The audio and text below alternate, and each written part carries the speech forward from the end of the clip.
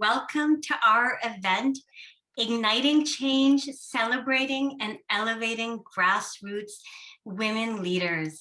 We had a little technical difficulty, so we will be making sure that everybody has the right address, but thank you so much for joining us this evening.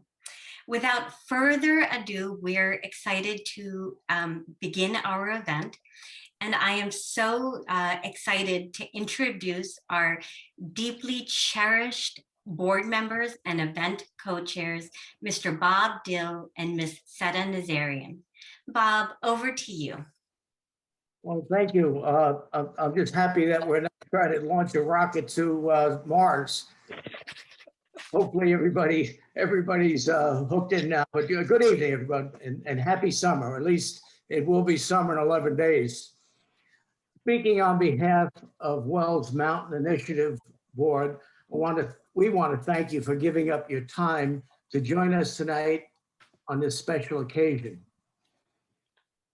In a way, we are celebrating the value of education. Through education, we are giving up our time to join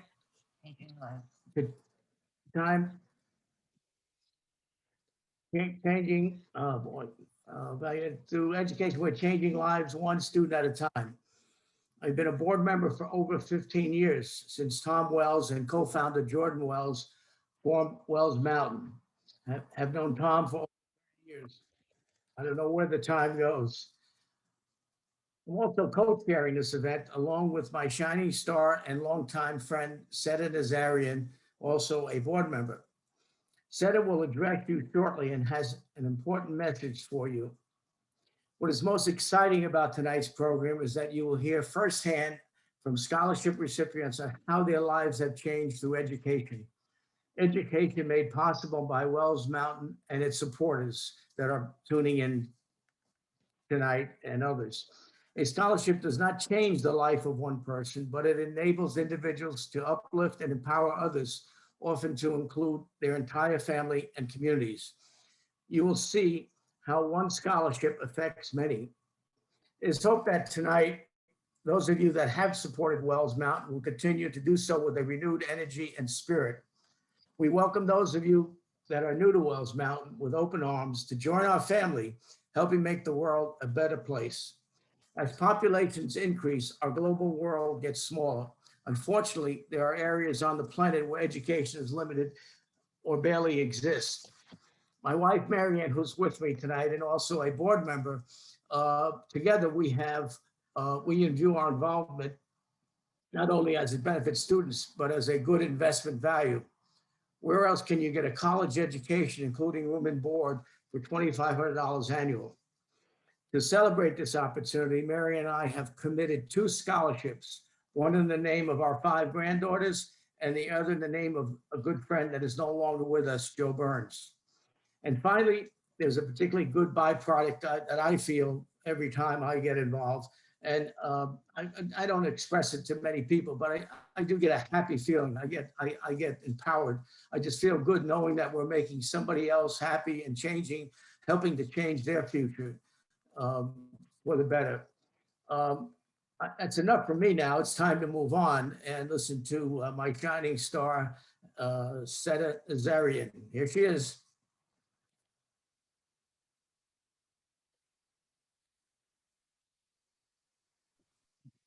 Seta, can you please unmute yourself? Thank you. Hi, everybody. Good evening. My name is Seta Nazarian, and I'm proud to be a Wells Mountain Initiative board member, and tonight an event co-chair with my dear, dear friend, Bob Dill. Thank you to Bob for bringing me into the WMI family. And I think that we would both agree that we get so much more than we give. I'd like to join Bob in welcoming you all here tonight, and I'd like to thank you for your time. I feel our goal tonight is to do 2 things. The first is to inform you about WMI, what we are, what we do, and why. The second is to connect you to our successes. Informing you is for your brain, and connecting you is for your heart. So I hope if we are successful in doing both, we can count on you for your support. Tonight, we have chosen to focus on empowering women. You will meet some remarkable women. You will hear some remarkable stories. And it is these stories that continue to inspire me and remind me just how important it is to mentor and remove the barriers for the next generation of women leaders. Access to education for all is crucial, and it is actually my main reason for my involvement with WMI. I feel so strongly that education is the only way to a better world for all. There are many programs in the US that help provide a US education to students from developing countries. What makes us different is that we educate students in their own countries and require them to remain in their communities to give back and make an impact. I think we may take some things for granted in the US, and it is more important than ever to make sure that those who want to lead get the tools they need to do so. We help to give our scholars those tools. So I hope you will join us in our mission and become a part of the WMI family. Support a woman in honor of someone you love, or give what you can to our efforts. And please, please, please share our mission with other friends and family who may not have been able to join us here tonight. Thanks again, and on to Khushbu. Thank you so much, Bob and Seta. That was really inspiring. Up next, I am so pleased to introduce somebody who inspires me on a daily basis, co-founder and executive director, Jordan Wells. Over to you, Jordan. Thank you, Khushbu. And thank you everyone for joining us this evening. I co-founded Wells Mountain Initiative 16 years ago with a deep recognition that there's a great disparity in access to education and opportunity within nations and on a global scale. As part of a high school study abroad program, I traveled to Ghana when I was 16 years old. There I became good friends with a young woman who was my same age, Victoria Galley. Over the month I spent in her home village, we spent a lot of time talking about our plans for the future, our hopes for college and careers, how we wanted to contribute to making the world a more just place, where more girls like ourselves and women could have an opportunity, and also that there would be enough resources for everybody. In college, I returned to Ghana and reconnected with Victoria and learned that she had been unable to go to college because her family lacked the funds. Although she was academically promising and had big dreams and ambition, she was at home with nothing to do. This story was the start of WMI's scholarship program. I returned back to the US, and with the support of my father, WMI founder Tom Wells, as well as friends and family, we pooled resources to fund the education of Victoria. And from there, it's grown into hundreds of promising young people just like her. With the input of WMI scholars, we've evolved our programming to include a range of ways we support the leadership of our scholars.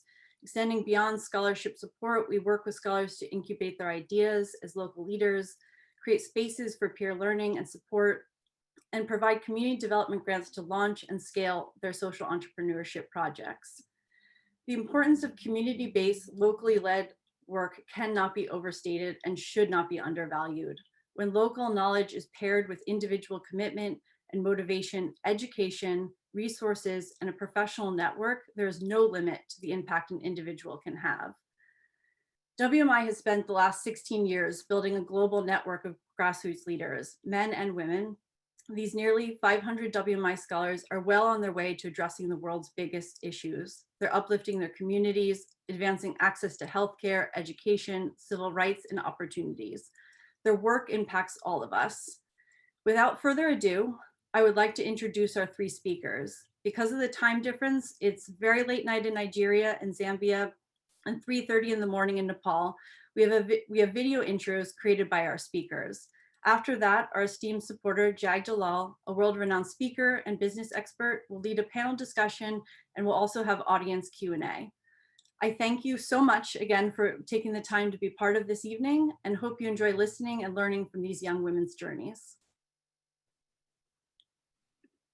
Thank you so much, Jordan. That was just amazing. And as we get our tech prepared, one of the things that I think is so remarkable to me, and I think you've definitely heard this already in what Seta and Bob and Jordan have shared, is Wells Mountain Initiative is really about connections. And it's about how opportunity and education enables incredible people like the speakers that you will hear from to make connections in their communities and to make connections between those of us who are in the United States and kind of globally, and to really enhance global citizenship and community and understanding.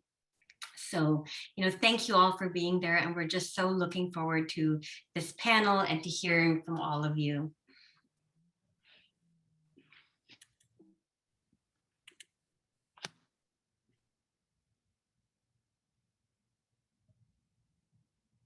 Hi, my name is Phoebe from Zambia. I am WMI graduate scholar from 2017. I studied a Bachelor of Laws at the Zambia Open University here in Lusaka, Zambia.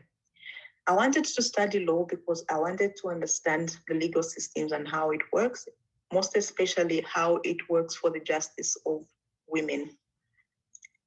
I am currently working as an operations and development manager at an organization called Freely in Hope, Zambia, where we support survivors of sexual violence. I grew up in a society where girls were only encouraged to aspire to marriage as the highest form of inspiration and ambition. Being an educated woman in my country is sometimes seen as you're trying to be a man.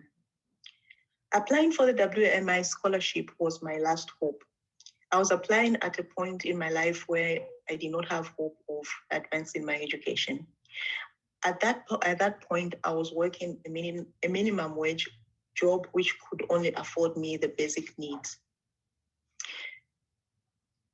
The biggest lesson I have learned so far in my leadership journey is that there is power in believing in your dream.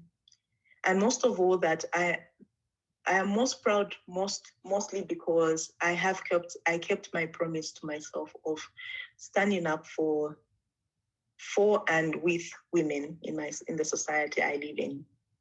When I have a chance to speak to young women, I ensure to encourage them to have the biggest dreams and that they can be anything they've set their minds to be. There's a saying that goes that if you educate a girl child, you educate the world. This is very true for me. Receiving an education, and most especially the scholarship, meant that someone out there believed in the power of my dreams. I can share a story because I work with young women on a daily basis. I can share a story of believing in someone's dreams, and also sharing your story of how you got to where you got can be inspirational to young women.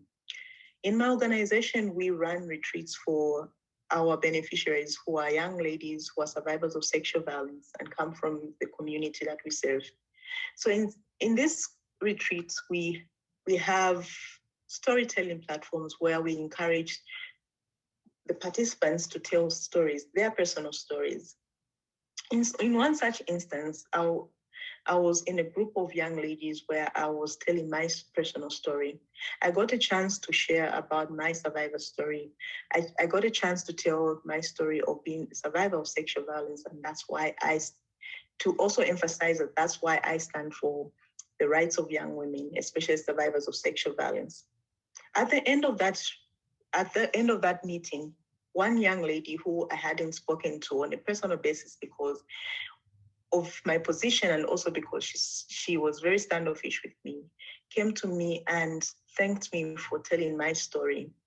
She said that because I had the courage to be vulnerable in that setting and to tell my story, she was encouraged and she saw herself in me.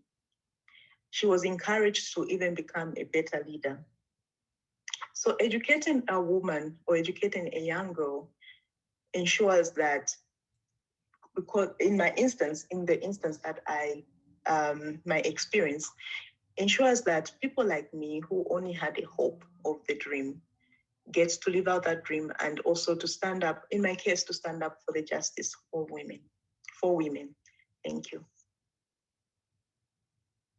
Hi, I am Mariam Ogunene Suleiman, a WMI undergraduate scholar from Nigeria.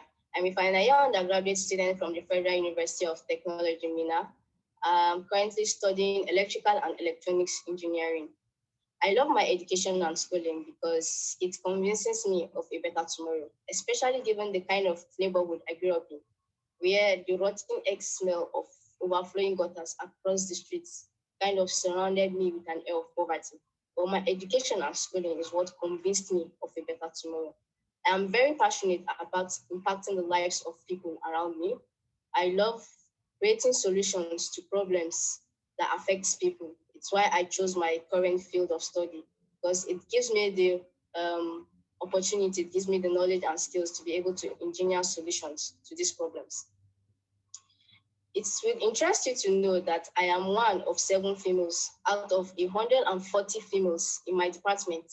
And being a female in what's being tagged a male's world hasn't been easy.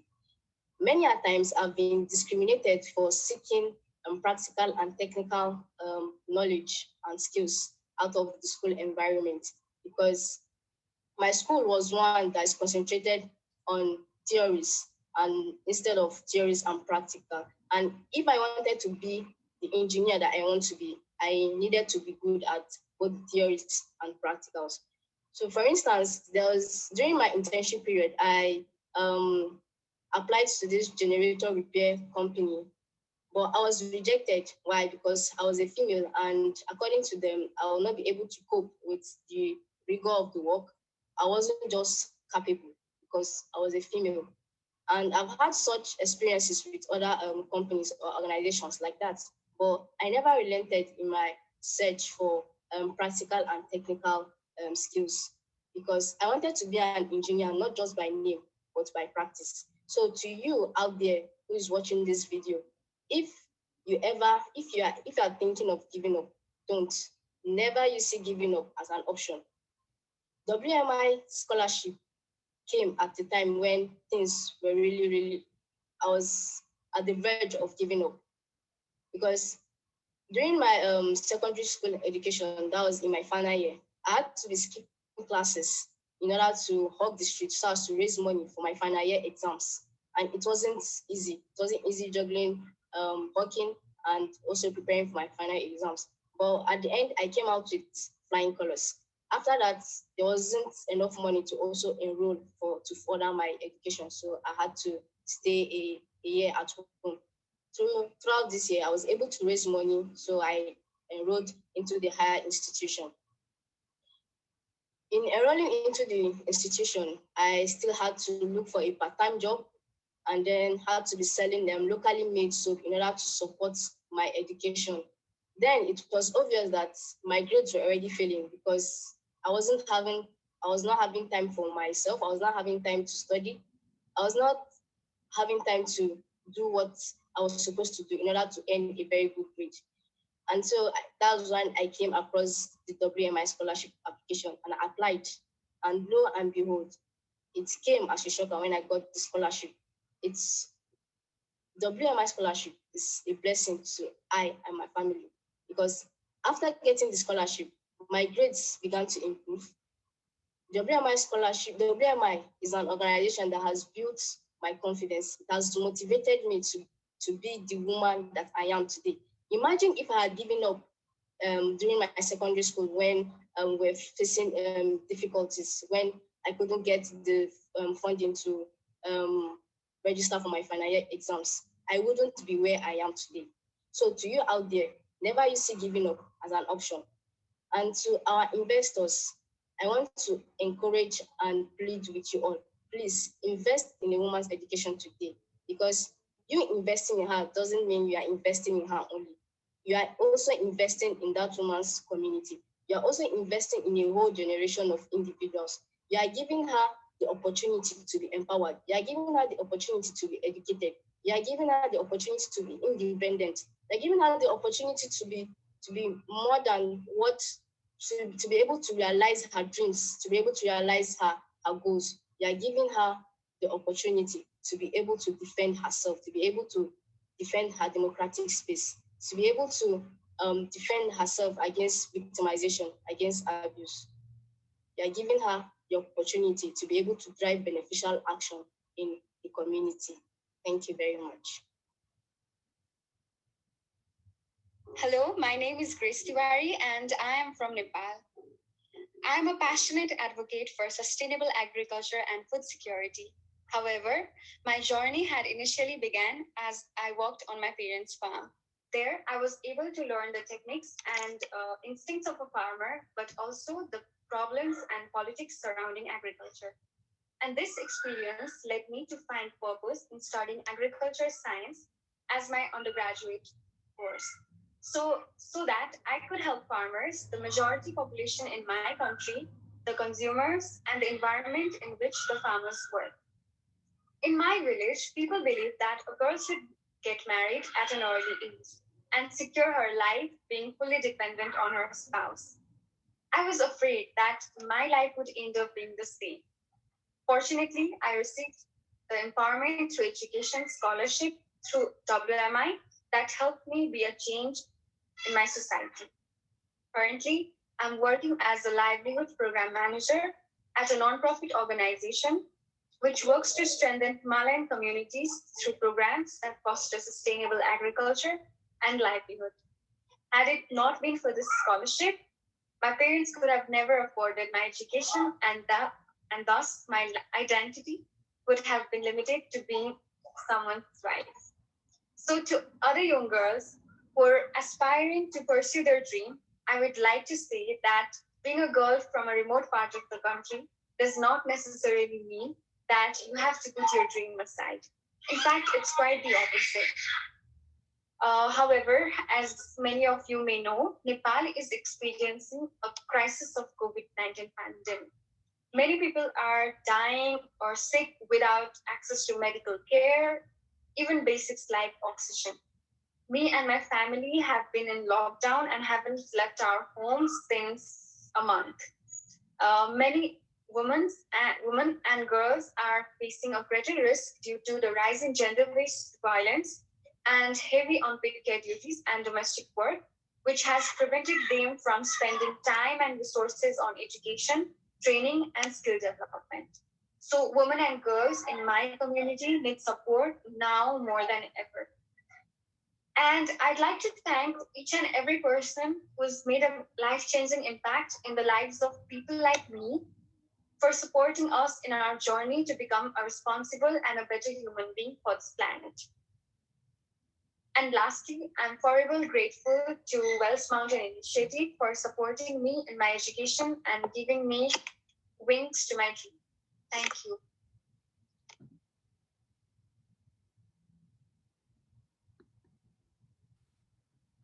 That was just absolutely remarkable. And, I must say, and I know as we're getting the tech ready to start our live panels, our speakers are actually with us. And as Jordan mentioned, we have a renowned panelist who will be facilitating the discussion. But my heart is truly just so filled with these stories, and it's remarkable how much I feel like I've really learned.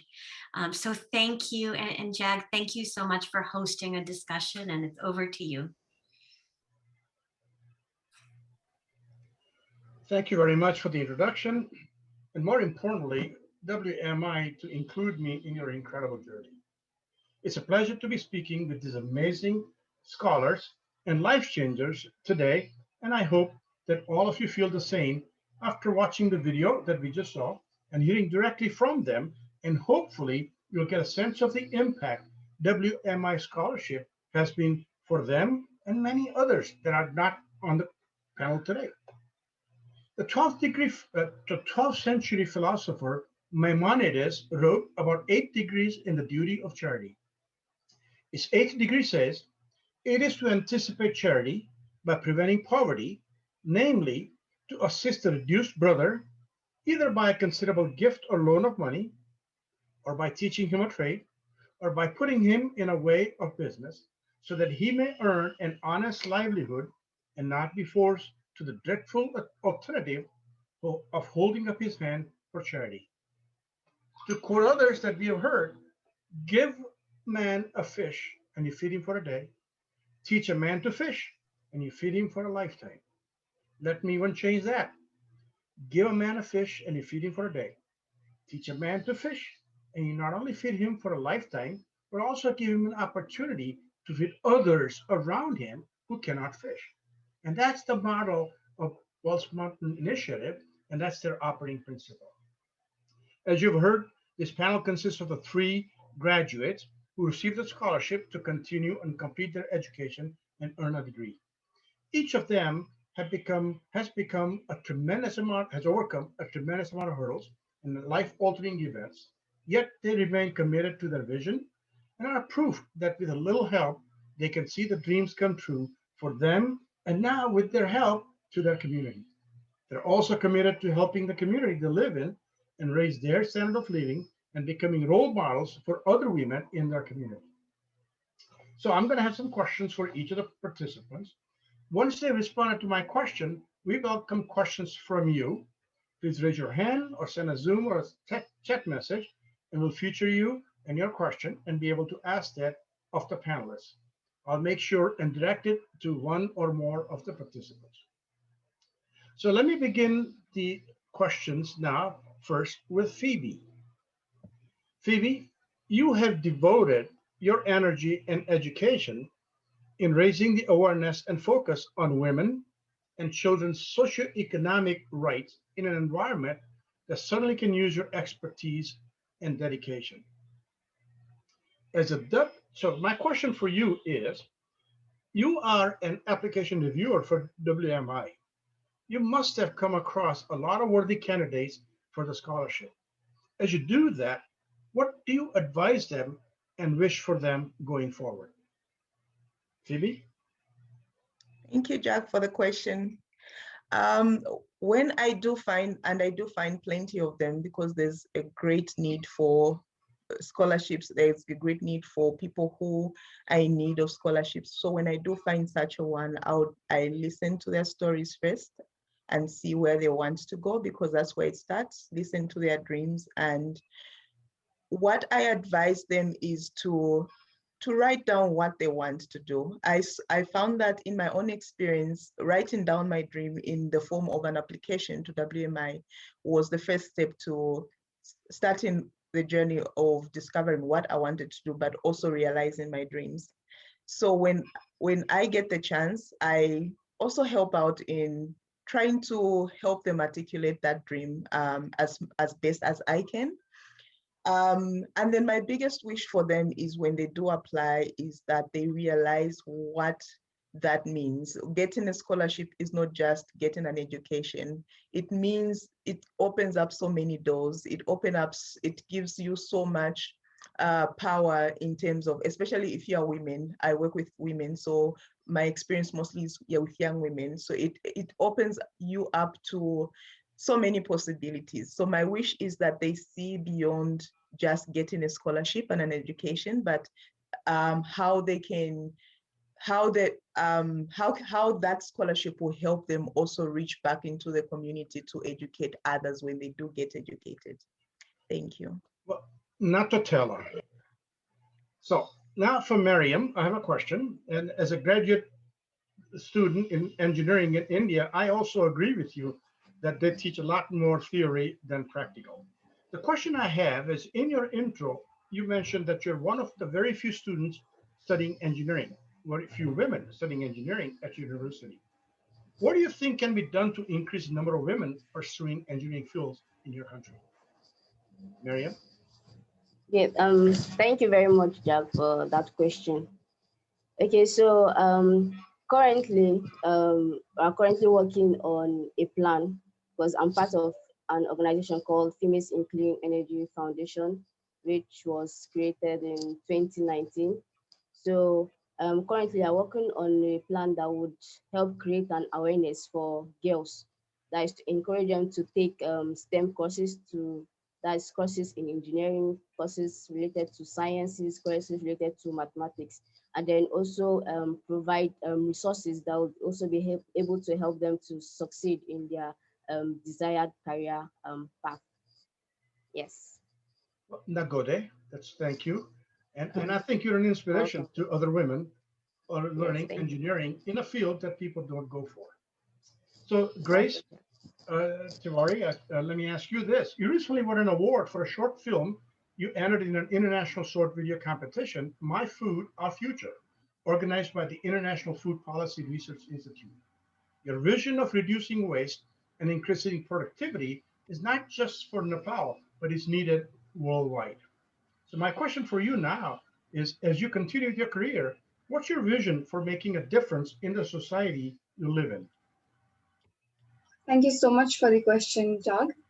Well, I totally agree with you. The global population expansion is estimated to reach up to 10 billion by the year 2050. So, reducing food waste and increasing productivity shall definitely play a huge part in feeding the hungry planet in not just Nepal, but the entire globe. And As a passionate advocate for sustainable agriculture and food security, my vision is to work to strengthen rural communities through programs that foster better health, nutrition, and sustainable livelihood for the rural population. I want to keep working in the context of UN SDGs 1 and 2, which are no poverty and zero hunger, and also integrate health, nutrition, and gender equality in many agriculture programs and implement it across various rural communities of Nepal. I Thank think you. what you're doing is going to not only change the livelihood of the people in Nepal, but also will be a role model for others in the world. So, dhanyavad. Thank you. Thank you, Dhanyavad. We had some questions that were submitted to us ahead of time. So let me go ahead with that. And the first question I think we had is from Shannon Flayhive.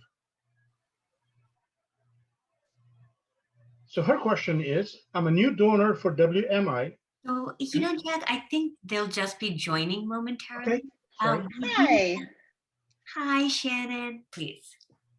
All right, excellent. Thank you so much, Jag. And first of all, thank you to our amazing panelists for being here today. I know everyone's very thankful that you guys are online and sharing.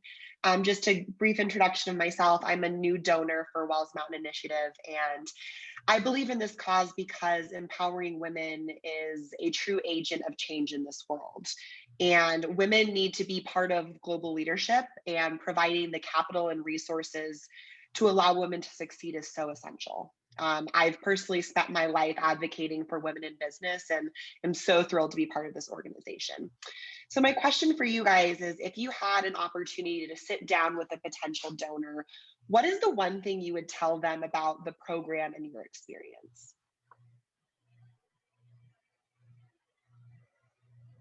Phoebe, can you please respond to it first? Thank you. Thank you, Shannon. If I had an opportunity to speak to a donor or a sponsor, I would begin by sharing how the scholarship first changed my life, because when I speak experience, when I speak from experience, it's a little bit more clear of what it does. But then also just that the scholarship is beyond just me getting an education, but what it has done for my community as well.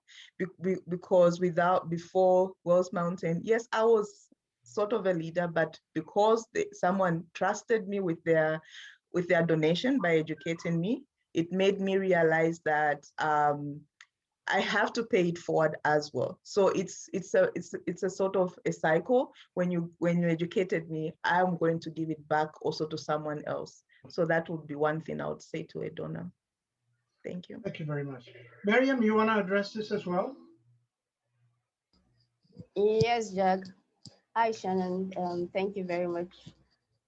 Okay, so what I'm going to share with the donor is, okay, yeah, I'm going to start first from my personal life experiences, because that's what actually motivated me. That's like my life's motivation. So I'm going to first of all start from my life experiences, my personal experiences, and then talk about how applying for the WMI scholarship totally changed my life, because after the WMI, after getting the WMI scholarship, my grades improved. I became more vested in impacting the lives of others. And then I've grown more in more ways than one, because right now I'm part of the global WMI Global Advisory Board, and from there I've learned a lot from the different members that are part of this, that are part of the board. So I'm going to let them know how the WMI scholarship has helped impacted the lives of I, and not only me, the lives of other people that are also benefiting from the WMI scholarship, and also the lives of those in our community that have also been benefiting from it indirectly through the activities we as WMI scholars have been impacting to others in our communities. And yes, thank you. Our next question is from Paula Witz.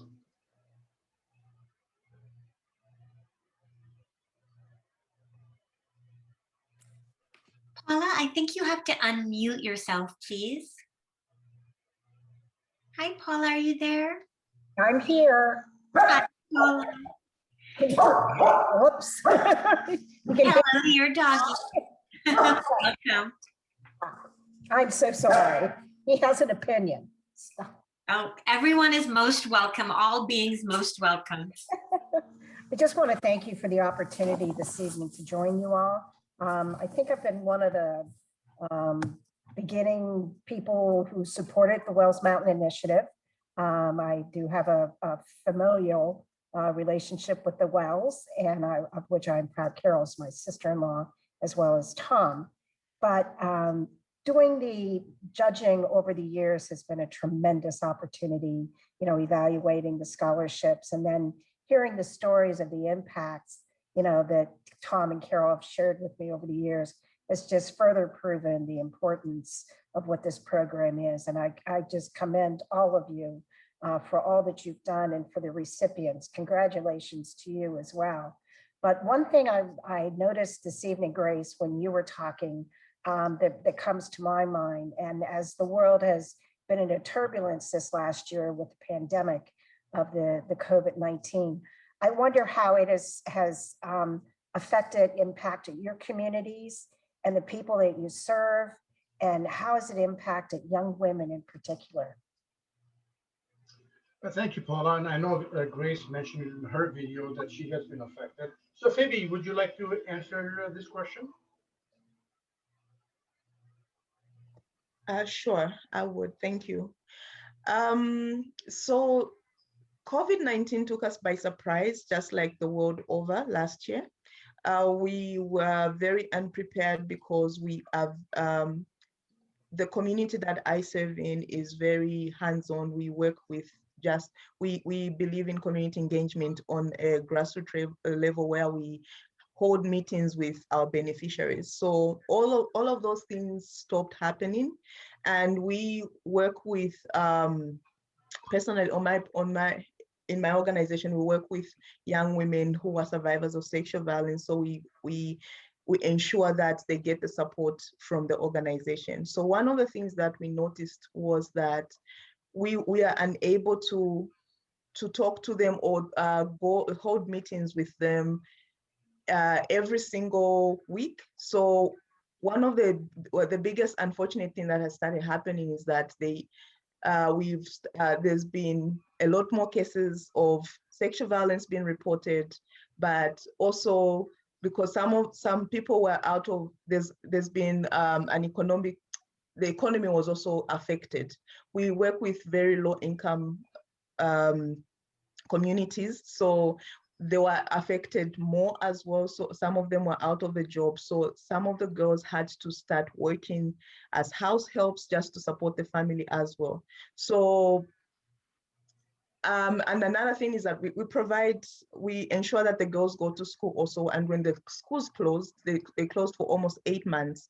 So the girls were at home for longer periods without having school as a distraction or having school as some form of protection, because sometimes some of the perpetrators of the sexual violence are in their homes, so that's a danger to them as well. So COVID-19 didn't just affect the economy, it also affected how we protect our communities as well, personally. So but we also try to work in ways that we could pivot to ensure that we continue protecting our communities, especially the girls. So that is what we've been doing this year. Thank you. Thank you. And again, it's just another example of that right now is the time to really encourage women to get the scholarship, continue their education so that they can also help make a change going into the future. And the last question we've got is from Mark Schermerhorn and David Wiley. Hi, I'm Mark Schermerhorn. This is the first year I've become aware of and involved with Wells Mountain, and it's been a great opportunity. I understand that one of the scholars presenting tonight started a beekeeping program with her community, and I'm curious to learn more about what the impact was on the community and how Wells Mountain helped enable that. Grace, Hello, that's your Mark. project. Please answer. Yeah, sure, Zog. Thank you, Mark, for the question. So last year, I received a community development grant from WMI. So, and with that grant, I went to my village and selected 10 beneficiaries. They all included a single woman, and some belonged to an indigenous group, and some were minorities or lower caste. What people here say in Nepal, addresses in Nepal, but well, I am totally against it. So we integrated all this kind of diverse population, and these beneficiaries were resource poor who did not have any means of income other than subsistence farming. So I provided a commercial beekeeping training to them and provided subsidized beehives along with bees. My goal here was to improve the livelihood of these people by building capacity, contributing towards the ecosystem and biodiversity by rearing indigenous species of honeybee, and lastly, economic empowerment of these beneficiaries. It's been 6 months and I've been conducting M&E time and again in that location. And I can clearly see that the program has been a huge success and these beneficiaries cannot wait to harvest their first honey. So yeah, I think with the help from WMI, 10 new people have received some kind of advantage, some kind of, like it has been such a huge impact with the WMI community development grants. So, well, I'm still looking forward to working with them in the near future. But yeah, thank you. Well, thank you. It's a very clear, sweet story. Appreciate that. Again, thank you very much to the three panelists. I think you guys have been role models. You are representing many, many who have already gotten a scholarship and have changed the world, not only for them, but also for their community. So thank you very much. And I thank WMI for giving me the opportunity to participate in this. Oh, Jag, you were amazing. So for all of our audience members out there, if you would like to ask a question, you'll see a raise hand button on the bottom. Please raise your hand. We already have a wonderful question. We have time to take a couple questions. So we have a question from Samir Gami.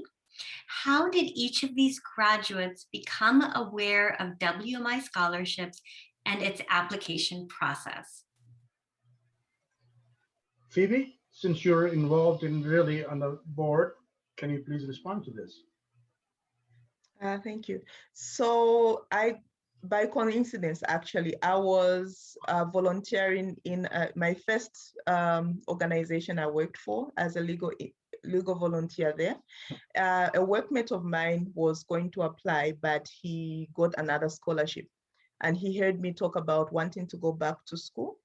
So he asked me, would you be interested? So I said, yes, I would. And I started applying. I started the process, and then I gave up on the way because I couldn't get recommendations on time. But last minute, I think an hour before the application was deadline, I submitted, and that's how I got wind of the news about WMI.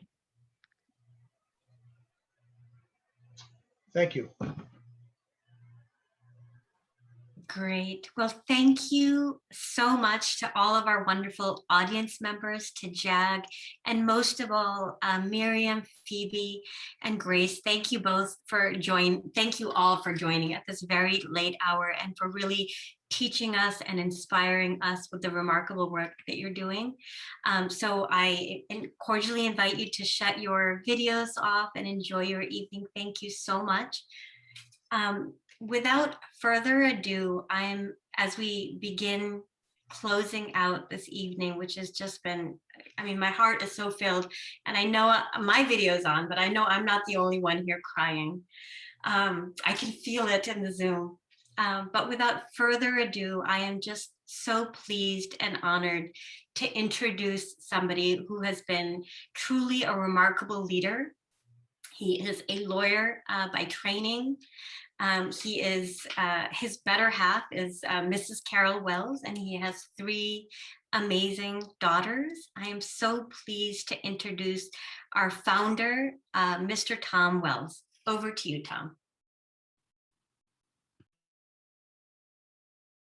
Oh, Tom, you're muted.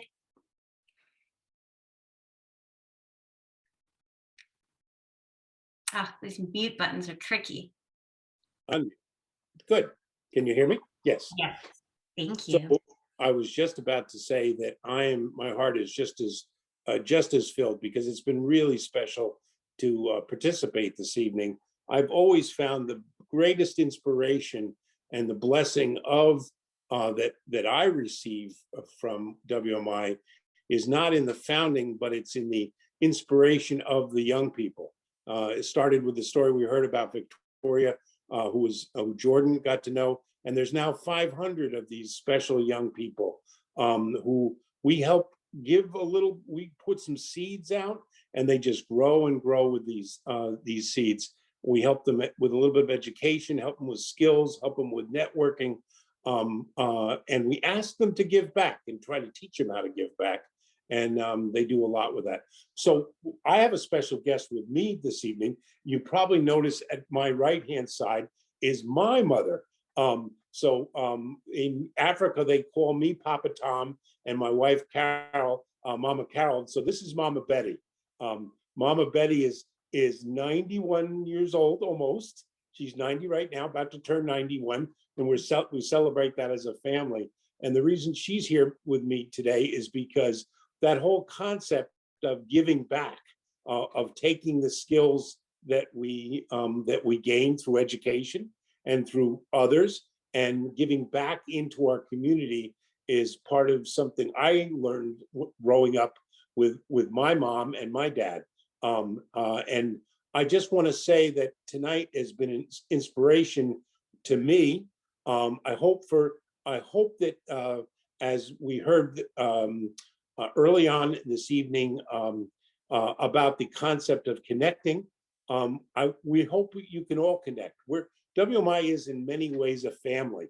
It's a family of young people throughout Africa, our scholars, not Africa, Africa and the whole developing world, our scholars who are busy in their communities. It's about people here in the United States as well who help support our programs. I'm very, very proud of every aspect of the program, our staff, the folks who put together this evening, and then certainly our scholars. It's just so special. And no pitch other than to be part of the family, and look for opportunities to work with us to try to make a difference in the world, which is the same thing I say to the scholars. Let's all try to change the world in our own little way. I thank you so much for letting me be part of the program tonight, and for everything that everybody's done to make it a success. Thank you. Thank you so much, Tom. And thank you, Mama Betty, if I may call you so. That was really wonderful. I think as we close out the evening, I know everybody is so busy, and I just want to thank everyone for making the time to be with us, to be part of the circle. I think the thing that came out to me really loud and clear through Miriam, Grace, Phoebe, and all of our other speakers is really the power of a dream. And I think if we can just, close our eyes for a minute I think each one of us probably has a moment where we were struggling, maybe we didn't believe in ourselves, and somebody believed in us. Oh, I'm getting all choked up. You know, a teacher, a friend, a parent, a stranger. And when you feel that feeling, when someone else believes in you, when you don't believe in yourself, and you can overcome, you give it back tenfold, you give it back 100-fold. And that's what really came out clearly to me in what Phoebe and Grace and Miriam said. And I think all of us have, everyone here who's here tonight has the power to do that. You can donate again. I know we have incredible thought leaders and change makers in this room. Please, Jordan and I welcome and cherish your advice and your recommendations. Please email us. We would love to hear your ideas. And as Seta said, you know, our work and our purpose here was really to inform and to connect. And we hope we were able to inform and connect you to our work. Please continue to follow us on our LinkedIn, our Facebook, and our website, and please stay connected. So with that, I thank you all for attending. I wish you all a wonderful evening and namaskar. Thank you and good night.